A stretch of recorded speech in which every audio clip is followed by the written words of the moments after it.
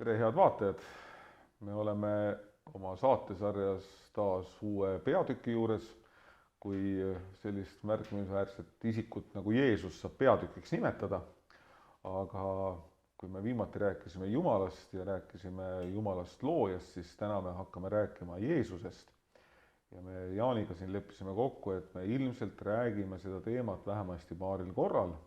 Täna võib-olla natuke sellist üldisemaid asju, aga kirikus on üks selline õpetus, mida nimetatakse kristoloogiaks, ehk siis Jeesuse selline jumalikkus ja inimlikkus, täiuslik Jumal, täiuslik inimene, et siis me sellel teemal ka ühes saates peatume, sest see ei ole selline teema, mida ka tegelikult väga tihti kas leerikoolides või ka sellises ütleme, kiriku õpetusest väljaspool, kas või näiteks jutlustes, ega seda väga sageli seda teema käsitlust ei kuule, nii et me sellepärast mõtlesime, et me ühe osaga sellele jätame.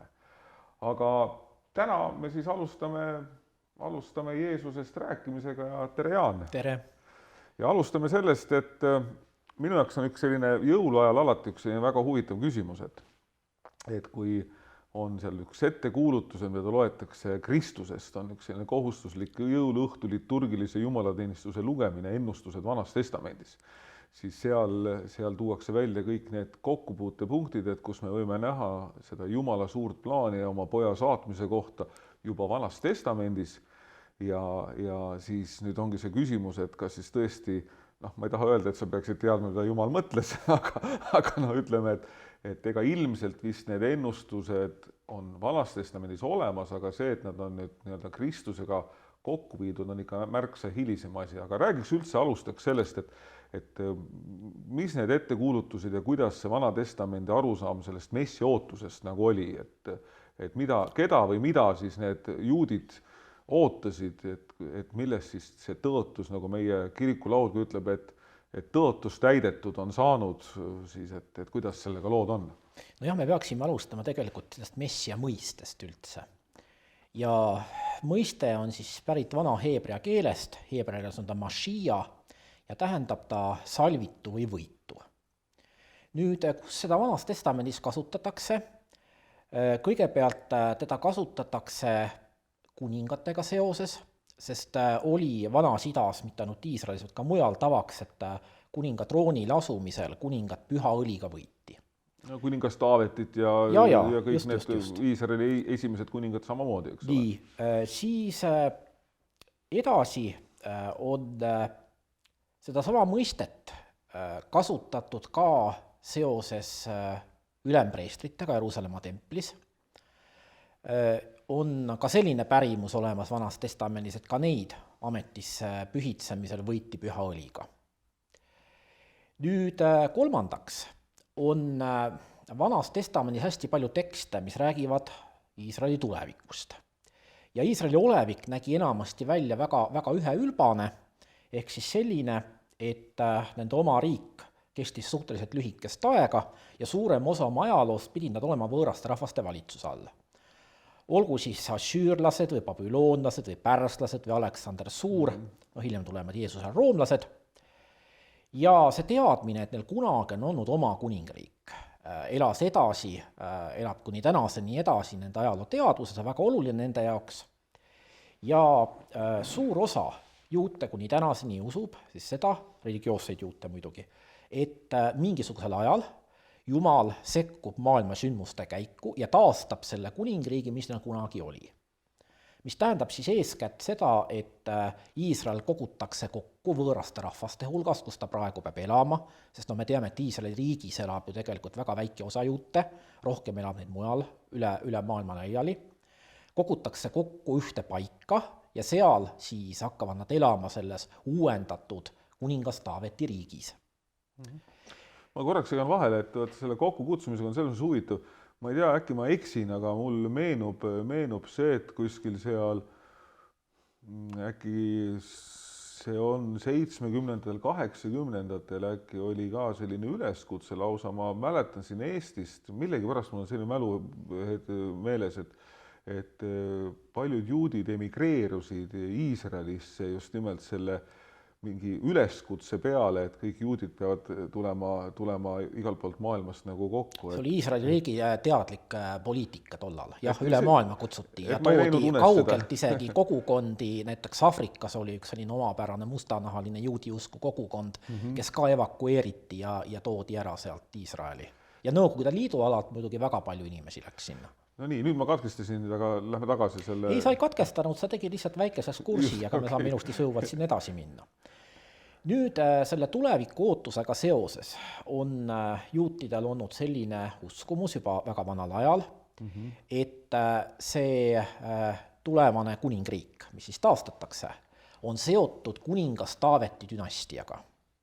Kuningas Taavet oli iisraelaste meeles siis ideaalne valitseja, kuigi me teame vanast testamendist, eks ole, et inimesena nagu sugugi ideaalne, kõigi oma puudustega. Samas ikka seda kuldajaks nad seda peavad. Kuldajaks nad seda peavad, iga rahval oma siuke kuldaeg olnud ja üldiselt kõige levinum uskumus siis oli see, et see kuningas, kes hakkab valitsema selles uues kuningriigis, on pärit kuningas Taaveti dünastiast ehk Taaveti soost. Just, ma pidin ütlema, et see dünastia ehk soost, et see vana testamendi üks ennustus ka, et on see soost toodud sinna sisse. Aga mis on huvitav on see, et vanas testamendis on hästi palju prohvetitekste, mis räägivad siis sellest uue kuningriigi tulekust, et valitseja saab võimule Taaveti soost ja hakkab valitsema Jumala poolt antud mandaadiga.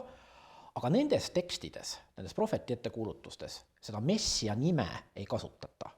Ja samamoodi näiteks on ju Danieli raamat meil vanas testamendis, kõige hilisem vana testamendi raamat teatavasti, protestantlikus kaanonis, katoliku kiriku kaanonis on ajaliselt veel hilisemaid raamatuid, mis siis protestantidel on apokriiva raamatute nime all piiblis olemas.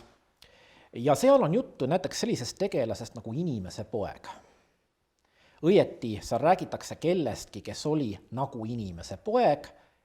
See inimese poeg on selline semiitlik väljend, mis tähendab inimest. Keegi, kes oli inimese sarnane. Aga põhimõtteliselt räägitakse seal sellest, kuidas Jumal annab valitsuse või võimu kellegi kätte, kes on inimese sarnane, ja see mõistab siis kohut rahvaste üle.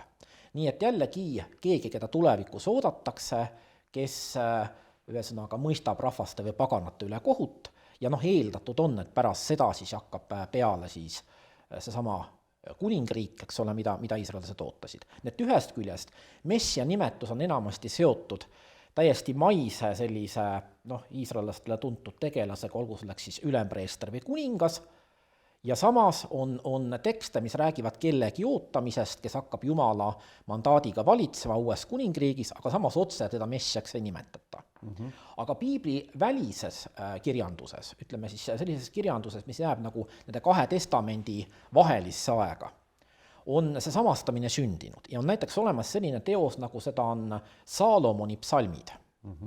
See on tõenäoliselt variseride hulgas sündinud tekstide kogumik, ja ta on dateeritud kusagile kas siis teise või esimesse sajandisse ennem Kristuse sündimist. Ja seal on juttu väga selgelt Taaveti soost pärit kuningast ja teda nimetatakse salvitu messias.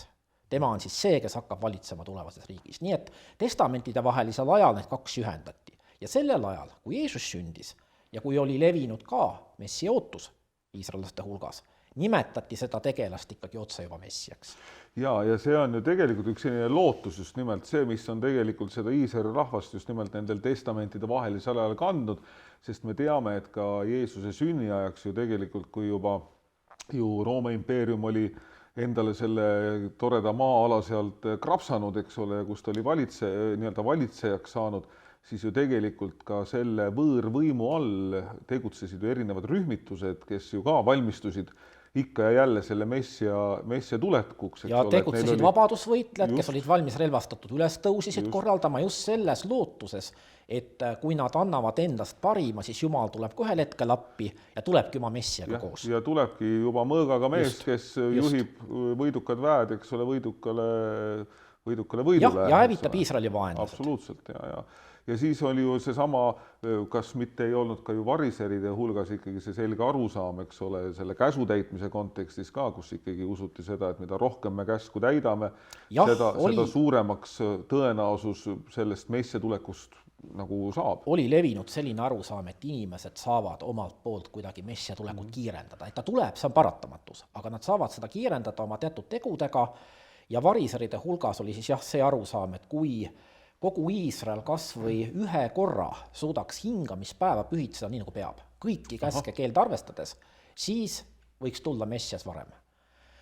Ja ühel teisel rühmitusel, mida nimetatakse siis selootideks, kes siis olid rahvusliku vabadusvõitluse pooldajad, oli levinud uskumus, et kui korraldada ülestõus ja panna kogu jõud sinna, siis ühel hetkel tuleb Jumal appi ülestõusnutele koos messiaga. Nii et relvastatud ülestõus samamoodi võis olla siis selle messia tuleku kiirendaja. Jah, ja siis on, kui nüüd sinna väike jällegi vaherepliik teha, siis jällegi ma pean lihtsalt ennast kontrollima, sest kõiki asju ei ole nagu suutnud kohe ära meenutada ettevalmistust, aga jutu käigus tulevad meelde mingid nüansid ja üks nüanss mulle meenub, oli ka midagi sarnast olnud, et just nimelt, et ka need samad rühmitused, kes siis kuskile kogunesid kõrbetesse, kes seda partisani liikumist nagu vaikselt viljelesid, ründasid seal sõdureid ja nii edasi, et see oli ikkagi täiesti nagu toimiv ja ühel hetkel nad ka mõnes mõttes muutusid sellisteks ütleme röövliteks selles mõttes, kes ka oma ellujäämise pärast ka ründasid siis neid samu, et kui mälu mind ei peta, äkki oligi see sama Jeeriko loo juhtum, kus tulid röövlid, et on viidatud, et need võisid olla need samad juudid, kes tegelikult valmistusid messia tulekuks. See on ilmselt võib-olla selline küll müütiline lähenemine, aga äkki seal mingi väike tõde on ka kuskil olemas. Apostlite tegude raamatus on nimetatud tervet hulka selliseid ülestõusu juhte, kellest arvati, et nad on messias. Seal nimetatakse ühte Egiptuse prohvetit, seal nimetatakse kedagi Teudast. Neid samu isikuid me teame ka piiblivälistest allikatest. Juudial on Josephus Flavius kirjutab nendest ka. Ja tuleb arvestada lihtsalt sellega, et neid inimesi, kellest messiat loodeti näha või kes ise esitasid ennast messiana, oli esimesel sajandil Palestiinas päris terve hulk. Ja see võib olla... Ja hiljemgi veel oli teisel sajandil oli näiteks üks mees, keda hakati nimetama Bar Kokhba, tähepoeg, kes korraldas siis keiser Hadrianus ajal 130. aastatel veel viimase meeleheitliku katse roomlasi välja ajada, esialgu oli ta edukas, teda peeti messiaks, ja oma müntide peal ta kasutab messiaanike sümboleid, nii et tõenäoliselt ta ise pidas ka ennast messiaks, aga ülestõus kukkus läbi, suruti Jumalt maha ja see jäi viimaseks juutide katseks üldse hakata vastu roomlastele. Nii et kui tegelikult sellele taustale peale vaadata, siis seda ka mõnes mõttes sellist rahva heitlikkust või Johannese küsimust, et kuule, kas sina oled see, keda me peame ootama, siis on tegelikult ka sellisest taustast tegelikult täiesti põhjendatud, sellepärast et oligi neid küsimärke ilmselt väga-väga palju selles ümbritsevas keskkonnas ja loomulikult, kui Jeesus tegutsema hakkab, siis ka need ootused Jeesusele olid lihtsalt väga-väga erinevad ja ütleks nii, et pingelised, et mida siis nüüd see Jeesuse tulek kaasa toob. Ja neid liikumisi oli palju ja näiteks Johannese liikumine oli tegelikult ka üks sellistest ja kui näiteks Johannese evangeeliumi alguses rõhutatakse Johannese kohta, et tema ei olnud valgus, vaid ta tuli tunnistama valgusest, siis paljud eksegeedid on seda mõistnud ka niimoodi, et siin taga võib olla tegelikult kriitika Risti Johannese jüngrite aadressil. Üks osa nendest tundub piibliväliste allikate põhjal, võisid pidada Johannest messiaks isegi. Ja seda ma olen ja täiesti nõus, et isegi olen ka kuskilt lugenud seda mõttekäiku, et ma saan ainult öelda kuskilt, ma ei suuda kohe meenutada kust. Aga läheme nüüd siis selle Jeesuse isiku juurde ja ma ennem kui me hakkame rääkima tema sündimisest ja sellest kõigest, siis Jeesuse puhul on ikkagi mulle hästi pean oluliseks, me räägiksime nagu mõned asjad veel ära, mis on seotud siis tema selliste nimetustega, mida kirikus kasutatakse, et sa kasutasid ja rääkisid meile sellest messiase ootusest, aga ja ilmselt meil on enam-vähem kõigil aru saada, mida tähendab sõna lunastaja, eks ole, et mis on Kristuse roll või et ta on lunastaja, et mida see lunastaja tähendab. Et see on meil ilmselt arusaadav kõikidele või ütled sa paari sõnaga selle üle, et kes see lunastaja siis on? No kõigepealt tuleks öelda, mida tähendab Kristus üldse. Kristus on tuletatud kreeka keelest, Christos on ta kreeka keeles ja tegelikult tähendab ta täpselt seda sama, mida see juutide Mashiach, salvitu või võitu. Ja kui nüüd Jeesuse kohta kasutatakse seda nimetust Uues Testamendis, siis see pole mitte niisama, vaid see on usu tunnistamine, et Jeesus ongi see messias, keda oodati. Nüüd, mis lunastajat puudutab, soteer on see kreeka keeles, siis see on ka üks Jeesuse paljudest tiitlitest ja see lunastaja tähendab vabastajat. See tähendab seda, kes vabastab Iisraeli rahva võõraste rahvaste valitsuse alt, aga kui me loeme, ütleme seal näiteks testamentide vahelise aja ilmutuskirjandust, mida on väga palju säilinud, siis see, milles seda vabanemist oodati, oli tegelikult palju rohkem kui need võõrvalitsejad. Oodati vabanemist kannatustest, haigustest, surmast, kurjusest, kõigist nendest asjadest. Kas see soteer on ka tõlgitav päästjaks? On küll, jah, eks ole, on küll. Ja paljudes tõlgetes ongi kasutatud seda varianti. Siis veel üks asi, mis tuleks kindlasti ära rääkida, mulle meenub Pilistvere kiriku kantsli kohal on, või kantsli peal on üks lambatall, kellel on rist nii-öelda kaenlasse pandud või kes hoiab kinni ristist ja meie ka ju hästi palju, mis hästi palju meil liturgias on lausa see koht, kus me laulame, eks ole, et Kristus Jumala tall, kes maailma patud ära kannad, halasta meie peale, eks ole. Ja on öeldud, et Jumala talle veres me oleme saanud lunastuse. See on pärit Kriste Johannese sõnadest Jeesuse kohta Johannese evangeeliumis, kus ta näitab Jeesuse poole, ütleb, et vaata, see on Jumala tall, kes kannab ära maailma patud. Just, et aga Kristus kui ohver, eks siis Jeesus kui ohvri tall, eks ole, et kas see ohvri mõiste, et kui see siia korraks nagu sisse tuua, et Vanas Testamendis oli ju ka nii-öelda väga oluline ohverdamine ja Kristus ongi siis nii-öelda see viimane ohver, kes siis nagu inimeste lepituseks on nii-öelda ohverdatud, ütlesime korrektselt. Jah, aga seda võib seletada ka täiesti niimoodi, et selleks, et Jeesuse missiooni teha inimestele mõistetavaks, Uue Testamendi autorid kasutasid neid mõisteid, mis tollases religioonimaailmas olid olulised ja see ohvri mõiste andis nagu väga hea võimaluse seda Jeesuse missiooni selgitada. Kusjuures seda ohvrit on Uues Testamendis erinevate rõhuasetustega, seal on näiteks lepitusohvri mõte, on juttu veatust ohvrist, ohver pidi olema veatu ja tegelikult seda ohvri mõistet on nagu erinevate nüanssidega seal kasutatud. Aga mõte on ikkagi see, et see on midagi sellist, mille tulemusena inimese Jumala suhe muutub. Ohvri mõte oli ju mõjutada inimese Jumala suhet. Ja see on selles mõttes, seda tasub kindlasti meeles pidada ka meil vaimulikel sageli, kui me räägime kuskil kõnedes, et see tänapäevane inimene ei pruugi sellest sugugi kohe aru saada. Ei saagi, sest tänapäevane inimene kasutab ohvri mõistet enamasti millega seoses. Keegi jääb auto alla, eks ole, ohver, liiklusõnnetuse ohver, varastatakse paljaks, langes kuriteo ohvriks. Või siis on see, et ongi, et mingisugused riitused, mida kuskil pimedates nurgatagustes või vanades kirikuvaremites tehakse, eks ole, et ikkagi ohvri toomistest ikkagi räägitakse ka, aga jah, et see, et ohver võiks olla nii-öelda lunastuse tähendusega, nagu me kirikus õpetame, siis ega ilmselt väga inimene seda ei, sest tollase inimese nii-öelda igapäevaellu see kuulus, aga meil ei kuulu enam tänapäeval. Ja meil on ju samamoodi ju tundmata ka see, et see, mida meie nimetame sageli korjanduseks, eks ole, siis tegelikult oli see ohvriand, mida inimesed kirikusse nendesse suurtesse pakkudesse, kus oli 3 tabalukku ees,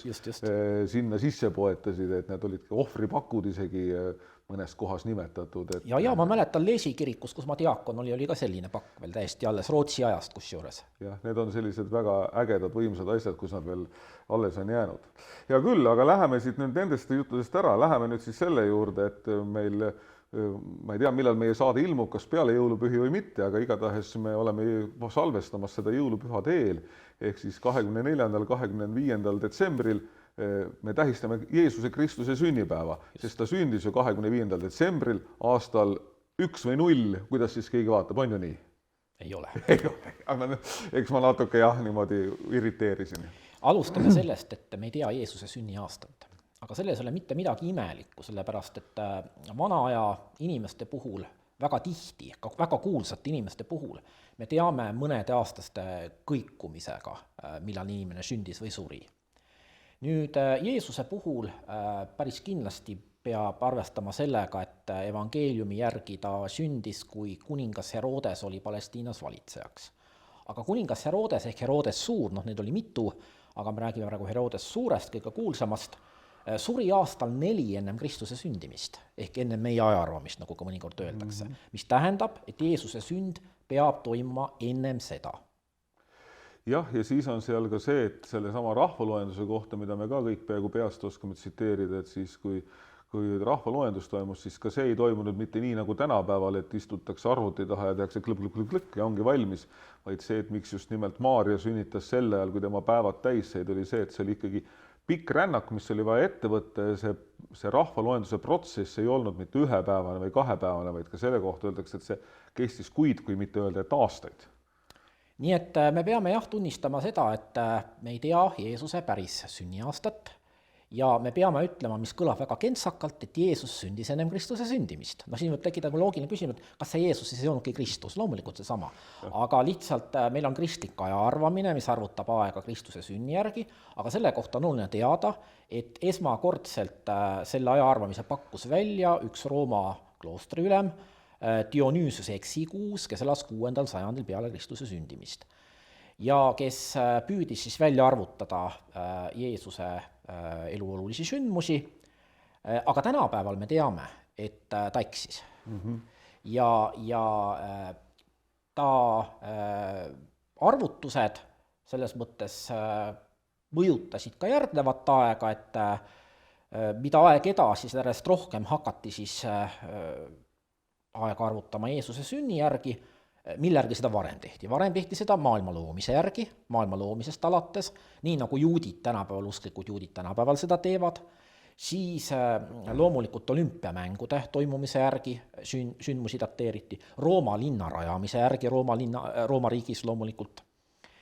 Aga ütleme siis niimoodi, et selliseks üldiseks saab ikkagi see Jeesuse sünni järgi sündmuste dateerimine kusagil seal Karl Suure valitsuse ajal, 800 peale Kristust ütleme, ja pärast seda.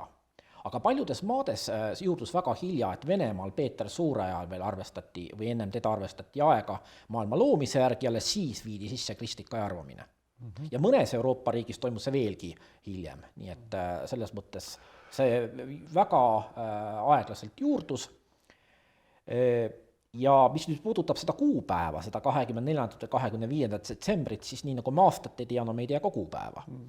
Aga see, et seda hakati tähistama 25. detsembril, oli tingitud sellest, et Rooma keisririigis oli see kuupäev olnud juba varem religioosses mõttes oluline. Ja sellel kuupäeval oli siis tähistatud ühe päikese jumala püha, tema sündimise päeva. Ja kuna Malaki raamatus Vanas testamendis on juttu õigluse päikese paistma hakkamisest, mida on tõlgendatud ettekuulutusena Kristusest, ja Jeesus nimetab ennast maailmavalguseks, siis tundus nagu väga sobiv Jeesus sümboolselt päikesega samastada. Ja niimoodi siis, kuna see püha oli juba juurdunud rahva hulgas, sellel ajal, et hakata Jeesuse sündi tähistama, see tundus väga kohane olevat. Aga ennem seda, kui 4. sajandil see 25. detsember läbi lööb, oli üks teine kuupäev, kus Jeesuse sündi tähistati ja see oli 6. jaanuar, mis meil on 3 kuningapäev. Nii et tegelikult ikkagi võime otse välja öelda, et kiriku mõistes selliseid jällegi, kui me rääkisime Vanast testamendist arvudest ja asjadest, siis on ikkagi väga paljud asjad olnud kirikus kokkuleppelised, et lihtsalt on jõutud ühel hetkel sellele, et me nüüd lepime kokku, et see on siis, eks ole. Ja ei olegi lihtsalt mingisugust saladust vaja otsida selles või mingit erilist müstikat, vaid lihtsalt kuna peeti oluliseks selle asja pidamist ja tähistamist, siis lepiti kokku, et see kuupäev selles kalendris võiks täna selleks kuupäevaks olla. Ja kristlik ajaarvamine on meil kasutusel, kuna me kuulume kristliku kultuuriruumi, muidugi on neid, kes ei armasta seda, et öeldakse sündmuste kohta ennem ja pärast Kristuse sündimist, kasutavad ikka ennem meie ajaarvamist ja pärast meie ajaarvamist, aga eks ta on maitse küsimus, minul ei ole küll mingit probleemi. Minul ka ei ole. Räägime natukene, selle me saime aru, et kus ta on sündinud ja nii edasi, et räägiks hästi põgusalt ka nüüd Jeesuse siis vanematest, ehk siis me teame Maarjast, hästi palju räägitakse, Joosepist märksa vähem ja meie protestantlikus traditsioonis vist jõuluaeg on vist ainus aeg, kus teda eriliselt esile tõstetakse, katoliiklastel on kas oli eelmine aasta, äkki oli Joosepi aasta või on see, nüüd ma pean vabandama vendade katoliiklaste ees, aga ma tean, et seal oluline ja ta sai väga oluliseks just seal vastureformatsiooni ajal, mitte et varem teda tuntud ei oleks, aga siis muutus eriti oluliseks. et aga mis me Joosepist teame üleüldse, kui palju me temast teame, kas see, mis piiblis kirjas on või on ka mingeid teisi allikaid, mis on temast kuskilt rääkinud pikemalt? On palju, aga need on hilisemast ajast ja need ei ole ajalooliselt eriti usaldusväärsed. Et on terve selline jutustuste pärg tekkinud juba antiikajal Puusepp Joosepist, sellest, kuidas hiljem Jeesuse ristipuu tekib sellest samast puust, mille ta oli langetanud ja nii edasi. Aga need on sellised legendid, millel ei ole nagu mingit ajaloolist alust, et mis pigem nagu peegeldavad selle inimeste uskumus ja nende sellist piltlikku või sümboolset mõtteviisi. Et Jeesuse rist, kui ütleme seal elupuu näiteks, kuna Jeesuse ristisurm annab igavese elu, siis sai seda samastada elupuuga ja nii edasi ja nii edasi. Ja see sümboolika läheb välja tegelikult sinna hea ja kurja tundmise puu loossegi, eks ole, kus ka puu kasvas keset aeda ja oli ju väga oluline. Nii et selles mõttes, aga Joosepi elu kohta me väga palju nagu ei tea.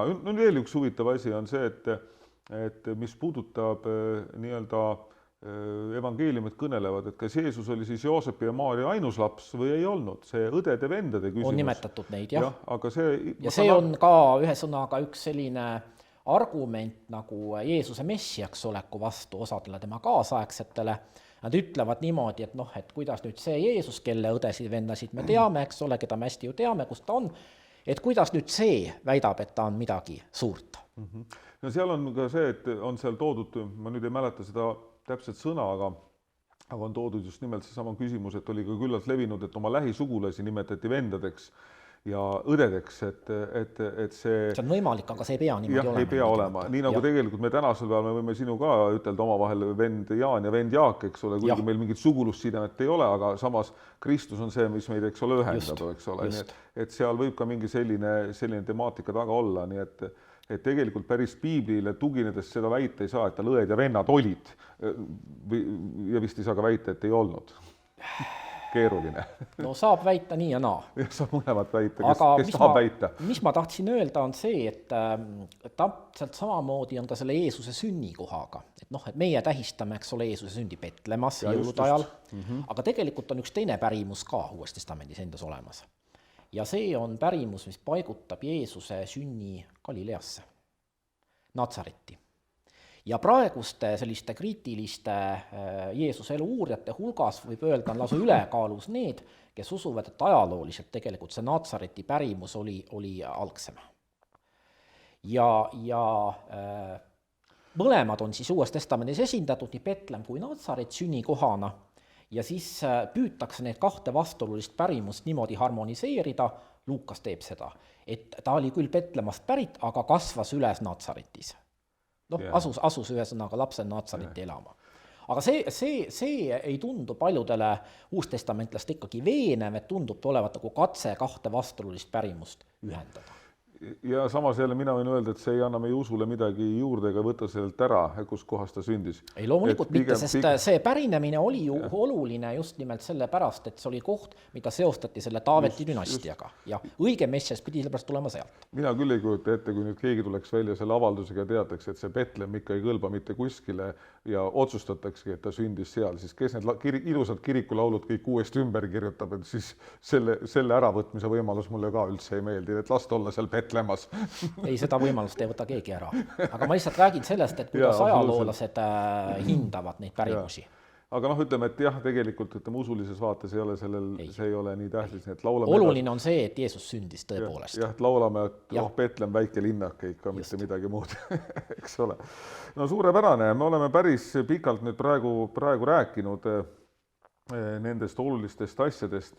Mul on veel mõned märksõnad, on see, mis puudutab Jeesuse siis sellist nagu, ütleme, isikut, ehk siis kuidas teda nagu käsitleti ja tegemist on siis selliste mõistetega nagu teda peeti õpetajaks, ehk siis on ka ju levinud need teooriad, et kus öeldakse, et mis jumal, ta ei olnud ka mingisugune jumal, ta oli üks hea guru, kes nii tänapäevases mõistes ka, nagu omal ajal ka tänapäeval ka siuke õpetaja, kes juhtis inimesi valgustuse poole ja nii edasi, eks ole, seda kasutatakse tema puhul. Ja sobib väga hästi, see uues vaimsuses õpetaja mõist on ju väga oluline. Ja just selline, ja nüüd nagu viimastel aastatel on see guru tulnud ka, et ta nagu guru, eks ole. See on sama, see on lihtsalt sanskriti keelne sõna, peenem. Aga ta on peenem just nimelt, on selline nagu tõstab nagu kõrgemale. Nii nagu Uku Masing ütleb ühes kohas, et et kui sa hakkad rääkima nõidadest, et see tundub nii labane, aga šamaan, see on oluline nimetus. Ja see on väga hea. Ja jälle uues vaimsuses oluline tegelane. Absoluutselt. Ja selles mõttes on teda selleks peetud. Samas on öeldud ka, nagu me teame, Johannese evangeeliumi algus seostab teda väga tugevalt sõnaga. Ja ma olen kuskilt nagu kunagi lugenud seda, et vanas Kreekas oli ka selline komme antiikses Kreekas ühendada, kuidas ma ütlen siis, selliseid taevaseid jumalaid, see sõnasild logos, et see nagu oli selline sild, mis ühendas nagu neid jumalusi ja siis seda maapealset asja. Ma ei tea, kas sina oled kuulnud midagi sarnast?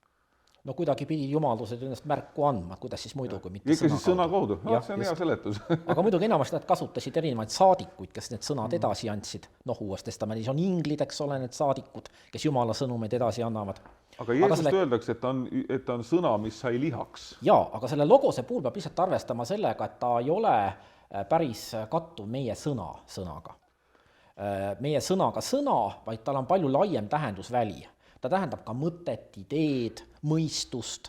Ta on üpris filosoofiline mõiste. Et meie oleme ta lihtsalt praegu, kui me ütleme selle sama sõna, siis me nagu mõtleme, et ta on nagu selline kirjasõna, mis muutus elavaks. Esimene tõlkevaste, kui võtta mõni suur kreeka keele sõnaraamat kätte, siis mis logosele antakse, aga neid teisi vasteid on veel väga palju. Ja siin on oluline arvestada seda, et tal filosoofias oli ka oma tähendus. Herakleitos näiteks, umbes 500 ennem Kristust elan kreeka filosoof Efesosest pärit, kus ka Paulus koguduse rajas. Tema näiteks mõistab seda logost sisuliselt nagu maailma korda loova jõuna, ütleme siis niimoodi. See jõud, mis loob kosmose ehk korrastatud maailma. Ja stoikutel Jeesuse ajalgi näiteks oli ta samane maailma hinge ehk mõistusega, usuti, et maailma juhib siis selline kõrgem organiseeriv printsiip, aga mis ei ole väljaspool maailma, kuskil taevas või jumalikus maailmas, vaid kõik asjade sees. Aga mõistuslik. Ja seetõttu maailm ongi nagu selline hiigelorganism, mis töötab organiseeritult tänu sellele logosele. Jaa, ehk siis tegelikult me võime ütelda, et ükskõik, kuidas me ka ikkagi vaataks, siis üks eriline see Jeesus Kristus oli. Et selles seda mõttes kindlasti. eriline, et ta ei jätnud mitte kedagi külmaks, mitte kedagi tuimaks, ta tekitas alati emotsioone, nii nagu öeldakse, et mõnikord ta tekitas pahandust inimestes, eks ole, ja nii võime ütelda, et eks ta tänapäevani on ju tegelikult välja, sest ka siin jõulupühade künnisel me teame alati, et neid, kes Jeesusest pahanduvad, on ikkagi päris palju ja õnneks on palju ka neid, kes temast rõõmustavad. Aga kui rääkida nüüd sellest, kelleks Jeesust on peetud läbi aegade, siis see pilt on erakordselt kirev ja ei tulegi tegelikult minna üldse tagasi Jeesuse enda eluaega või evangeeliumitesse, et kui me näiteks vaatame tänapäevast Jeesuse uurimist, kelleks Jeesus seal on peetud, kuidas teda on kujutatud, siis see võimaluste hulk on ikkagi täiesti suur. Alates siis sellest, et kui üldse algas selline tänapäevane teaduslik Jeesuse uurimine seal varasel uusajal, oli üks mees nimega Hermann Samuel Raimarus 18. sajandil, orientalist, ja tema näiteks tuli välja sellise ideega, et Jeesus üritas korraldada Rooma vastast ülestõusu. Ülestõus kukkus läbi ja alles pärast seda hakkasid jüngrid tõlgendama siis seda tema katset niimoodi, et tegelikult ta ei üritanud mingit ülestõusu, ta ei üritanud mingit maapealset riiki luua, vaid seda lihtsalt mõisteti valesti. Kusjuures ka tänapäeval on neid uurijaid, kes arvavad, et Jeesus vaatamata kõigele, mida evangeeliumid räägivad, siiski oli potentsiaalne ülestõusujuht. Nad näevad evangeeliumites mingisuguseid kohti, mis näivad sellele viitavat ja mõistavad nagu Jeesust selle poliitilise messianismi kontekstis ikkagi. Siis on väga palju neid, kes peavad teda just nimelt, nagu sa ütlesid, õpetajaks, aga just rabi mõttes. Ta on siis ühesõnaga selline traditsiooniline juudi õpetaja, kes aga oli hästi karismaatiline, kes ühesõnaga sellega mõjutas inimesi ja kes mitmetes asjades nagu läheb sellisest tavapärasest juudi kirjaseletusest kaugemale. Aga see, et Jeesust vaadatakse tihedalt seotuna selle juudi kontekstiga, Iisraeli religiooniga, see on tänapäevases Jeesuse uurimises väga üldine. Et kui varem püüti nagu pigem vastandada, et mis ta eristas sellest, siis nüüd otsitakse ühendavat. No ja lõpuks tuleb mainida näiteks neid, kes on pidanud teda šamaaniks, on sellised uurijad, 20. sajandil on terve hulk, kes ütlevad näiteks, et ta näeb nägemusi nagu šamaanid, ta tervendab inimesi, jääb kurja vaime välja, šamaanide põhitegevus. Ja on näiteks neid, kes on teda filosoofiks pidanud ja konkreetsemalt teda on peetud küünikuks. See oli siis üks selline filosoofia koolkond antiikajal, keda iseloomustas see, et nad olid igasuguste maiste hüvede suhtes väga ükskõiksed, rõhutasid oma üleolekut sellest, rändasid ringile, polnud püsivat kodu ja Jeesuse rändavas eluviisis, tema mitmetes teravates ütlustes erinevate maiste hüvede kohta on nähtud siis ka küüniku avaldusi. Ja muidugi see rida tegelikult võiks olla palju pikem, ma tõin mõned niisugused markantsemad näited siin, aga see näitab lihtsalt seda, et seda kategooriat, kuhu Jeesuse saaks paigutada, on ikkagi otsitud, kuni tänaseni otsitakse seda. Ja see, mida me tegelikult teame siis sellest ajaloolisest Jeesusest, inimesest Jeesusest oma ajas kindlat, seda väga vähe. Sünnikoht on ebakindel, nagu ma ütlesin, eks ole, on kaks versiooni. Sünniaasta on ebakindel, surmaaasta on ka ebakindel, ligikaudselt teada. Piirkond, kus ta tegutses, on teada, see oli Palestiina, eks ole, aga isegi tema avalik tegevusaeg ei ole teada. Need, kes tuginevad näiteks synoptilistele evangeeliumitele, Markusele, Mattusele, Luukale, ütlevad, et see võiks olla umbes 1,5 aastat. Aga Johannese evangeeliumile, kes tuginevad, ütleb, et see võib olla üle 3. Jah. Ja ütleme, et mida me siis teame sellest ajaloolisest inimesest Jeesusest, teame seda, et ta rändas ringi, eks ole, leidis õpilasi, et ta tegis konflikte, et ta tervendas edukalt ja sellega pälvis kuulsust, et tema jutlused äratasid tähelepanu ja teame ka seda, et see konflikt, mis tal tekkis oma kaasaegsetega, viis siis lõpuks selleni, et ta vangistati ja hukati. Aga see, ütleme siis, ajaloolase käsitlus inimesest Jeesusest lõpebki tema surmaga, aga evangeeliumid ei lõpe sellega, evangeeliumid läheb edasi sealt. Edasi järgneb matmine ja matmisel järgneb see, et 3. päeval tõuseb üles. Jah. Ja see ongi üks paradoks, millest me kindlasti räägime ja oma järgmises saates, just nimelt see, et kuidas surmast saab sündida elu, mis on üks selline väga oluline võti meie kristluses. Aga ma täna tõmbaksin juti alla, et järgmine kord siis me hakkame rääkima nüüd sellest Jeesus Jumal ja Jeesus inimene ja nendest paradoksidest võib-olla, mis tänasele inimesele vägagi teinekord on arusaamatud ja sissejuhatuse me oleme selleks teinud, mis on küll vist pikem, kui meie tavalised saated on olnud, aga igatahes kõigile kuulajatele, vaatajatele head kuulamist ja vaatamist ja järgmise korrani ja ükskõik, millal need inimesed seda ka ei vaata, kas või suvel tagant järgi, siis meie Jaaniga ütleme teile ikkagi head jõuluaega. Head jõuluaega.